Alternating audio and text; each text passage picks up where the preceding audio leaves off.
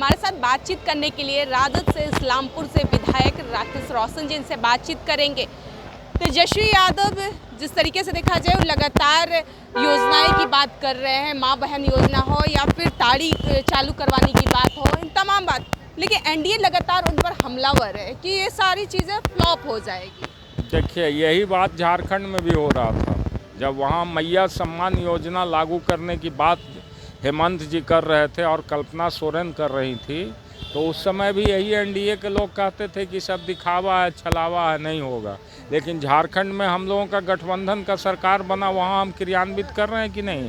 इसलिए बिहार में जो हमारी सोच है, उस सोच को हम ज़मीन पर पहुँचाने के लिए यदि जनता के बीच हम अपनी बात को रख रहे हैं, तो एनडीए के लोगों को तितकी क्यों लग रहा है। जनता जब हमको मौका देगी, यदि इस काम को हम नहीं करेंगे तब ना वो हमारी आलोचना कर सकते हैं। अभी तो हम कह रहे हैं कि हमको अब मौका दीजिए, मैं इस काम कर नहीं। फ्लॉप तो उनके नज़र में हो सकता है, इसलिए कि उन्होंने 20 वर्ष तक बिहार को फ्लॉप कर दिया। तो जो आदमी बिहार को गर्त में पहुँचाया, उसके सामने तो यही ना नज़र आएगा कि इन लोग कुछ करेगा नहीं। इसलिए ये तो निगेटिव मानसिकता के ही लोग शिकार लोग हैं। निगेटिव मानसिकता का शिकार व्यक्ति कभी समाज और देश का नेतृत्व नहीं करता है।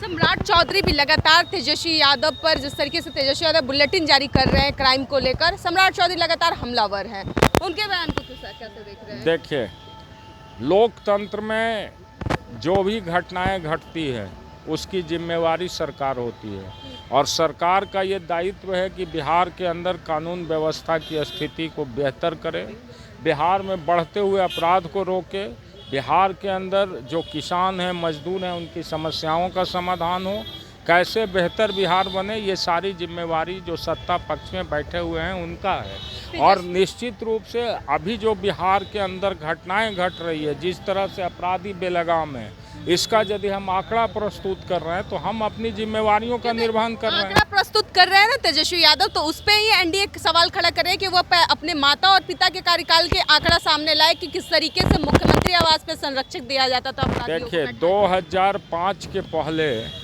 क्या कोई नीतीश कुमार से पूछता था कि बिहार में अपराध बढ़ने का कारण क्या है, बिहार में जो समस्याएं हैं उसका निदान कैसे होगा? नीतीश कुमार से पूछता था? इसलिए नहीं पूछता था कि नीतीश कुमार किसी पद पे नहीं थे। जब 2005 के बाद सत्ता बदली और 20 वर्ष से आप हैं शासन में, तो जनता की समस्या का और जनता के सवाल का जवाब कौन देगा? जनता के सवाल का जवाब देने की जिम्मेवारी आपकी है। आप किसी को किसी दूसरे के मत्थे पर ठोक करके आप अपनी जिम्मेवारी से नहीं बच सकते हैं। और जो इन लोग बता रहे हैं अपराध का आंकड़ा, कई बार हम लोग सदन से लेकर के सड़क तक बताने का काम किए हैं कि 2000 बिहार में जो बढ़ता हुआ अपराध था, उससे ज़्यादा आज बेकाबू अपराध 2025 में है। चाहे वो हत्या हो, डकैती हो, अपहरण हो, लूट हो, अपराध हो रहा है तो उन्हें संरक्षित थोड़ी दे रही है एनडीए सरकार। उन्हें जेल के सलाखों के पीछे भेजने का काम कर रही है, उस पर कार्रवाई कर रही है। 24 घंटे हो, 36 घंटे हो, 12 घंटे हो, उन्हें तुरंत गिरफ्तार किया जा रहा है। क्या अपराधियों को संरक्षण ये सरकार नहीं दे रही है?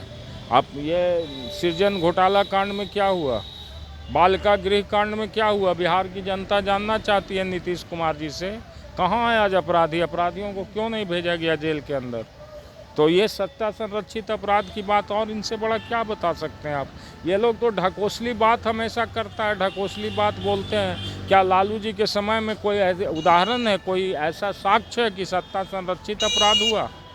कोई बताए यदि एक भी सत्ता। यादव के राज को 90 से 5 के दशक हमेशा याद दिलाते हैं कि 90 से 5 के दशक में कितने अपराध होते थे।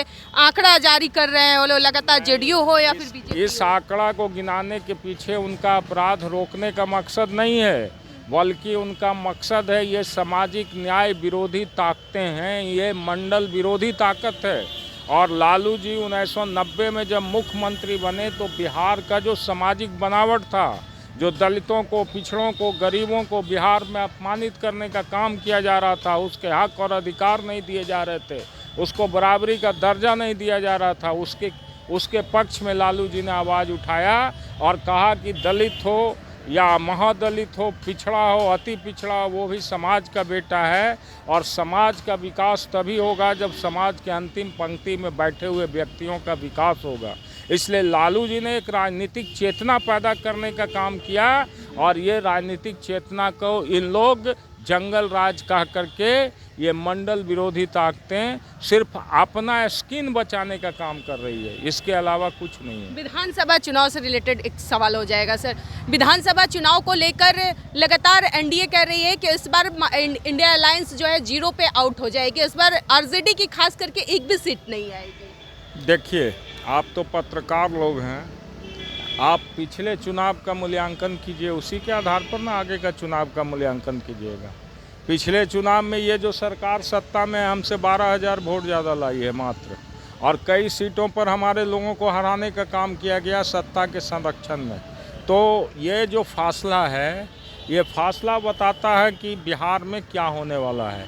बिहार की जनता नीतीश कुमार के सुशासन के नारा से उब चुका है। बिहार की जनता बदलाव चाहती है, और बिहार के लोग नहीं चाहते हैं कि बिहार का नेतृत्व एक थका, लाचार, विवश बुजुर्ग आदमी के हाथ में रहे, बल्कि बिहार का नेतृत्व जो है एक जीवंत और एक युवा व्यक्ति जो बिहार की विकास की सोच रखता है उसके हाथ में हो। इसलिए बिहार की जनता इस बार फैसला ले चुकी है, और एनडीए का ही इस बार सफाया होगा, और तेजस्वी जी बिहार के मुख्यमंत्री बनेंगे। चलिए, तो बिहार की जनता नीतीश कुमार यानी सुशासन की सरकार के नारे को सुनकर उब चुका है। अब 2025 का सीएम चेहरा, नया युवा चेहरा होगा, वो सिर्फ तेजस्वी यादव होंगे, ना कि नीतीश कुमार होंगे। आप वीडियो देख रहे थे, वीडियो के माध्यम से कमेंट करके जरूर बताइएगा कि 25 का सीएम चेहरा आखिर कौन होगा। फिलहाल हमारे साथ बने रहे, धन्यवाद।